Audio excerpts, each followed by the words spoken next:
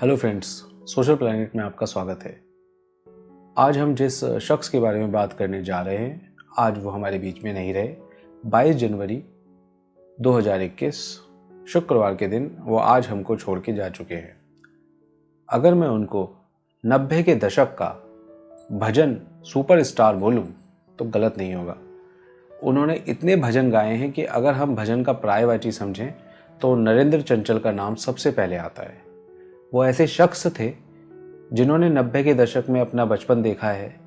उन्हें अच्छी तरह याद है कि जब भी वो वैष्णो देवी जाते थे, चिंतपूर्णी जाते थे या ज्वाला जी जाते थे, तो उनको एक ही कैसेट दिखाई देती थी टी सीरीज़ की हर दुकान पे, और सब पे नरेंद्र चंचल बने होते थे। उन्होंने भजन को एक नया आयाम दिया और भजन को इतनी ऊंचाइयों तक पहुंचाया कि आज हम उनके भजन सुन के उनको याद करते हैं। हालांकि शुरुआत उन्होंने फिल्मों से की थी।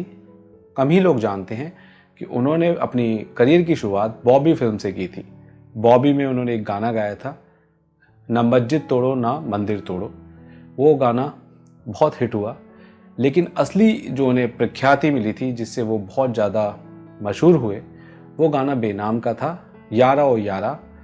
ये वही गाना है जिसे इंडियन आइडल में पिछले हफ्ते सवाई भट्ट ने गाया था और काफ़ी तारीफें बटोरी थी। चंचल जी आज हमारे बीच में चाहे ना हों, लेकिन उनके भजन हमारे बीच में हमेशा रहेंगे। अगर मैं इनकी बात करूं इनके जन्म की, तो इनका जन्म हुआ था 1940 में अमृतसर में, और ये छोटी मोटी भेंटें गाया करते थे, जागरण में गाया करते थे, और इन्हें इस बात की प्रेरणा अपनी माता श्री से मिली थी। इनकी माता भी भेंट गाया करती थी।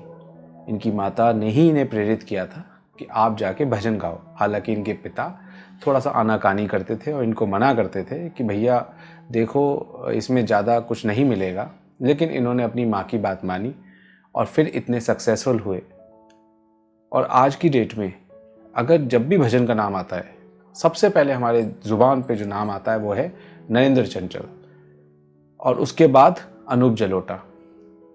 इन दो गायकों ने भजनों को एक बहुत ऊंचे मकाम पे पहुंचा दिया, और इतने गाने मशहूर हैं, इतने गाने मशहूर हैं, इतने भजन मशहूर हैं इनके, कि दिखाई नहीं देता कोई दूर दूर तक जो इनकी तरह भजन गाता हो। नरेंद्र चंचल ने जो अपने करियर में सबसे ज़्यादा भजन गाए हैं वो माँ की भेंटें गाई हैं। और एक समय ऐसा था जब हम वैष्णो देवी की यात्रा नीचे से शुरू करते थे, तो ऊपर तक जाते जाते सिर्फ उन्हीं के भजन सुनाई देते थे।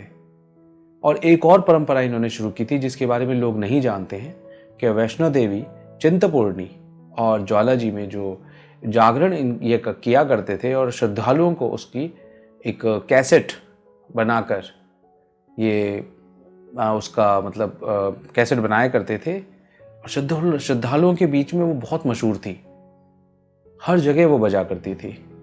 आज हमारे बीच में वो नहीं है, आज की जनरेशन उनको नहीं जानती है, लेकिन जिनका जन्म 80 के दशक में हुआ है, 70 के दशक में हुआ है, उन्होंने वो देखा है, वो पीरियड जिस टाइम पे सुबह टीवी खुलते ही भजन आने लगते थे और लोग ऐसे भजन के अंदर मशगूल हो जाते थे कि फिर उन्हें कुछ और सुझाई नहीं देता था।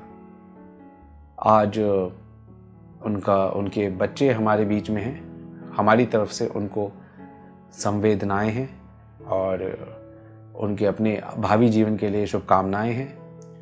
और मेरे हिसाब से उन्होंने अपना जीवन बहुत अच्छी तरह जिया। 80 वर्ष की उम्र में वो गए हैं, और भगवान उनकी आत्मा को शांति दे।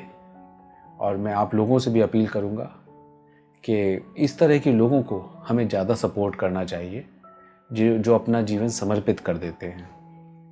Thank you very much. धन्यवाद।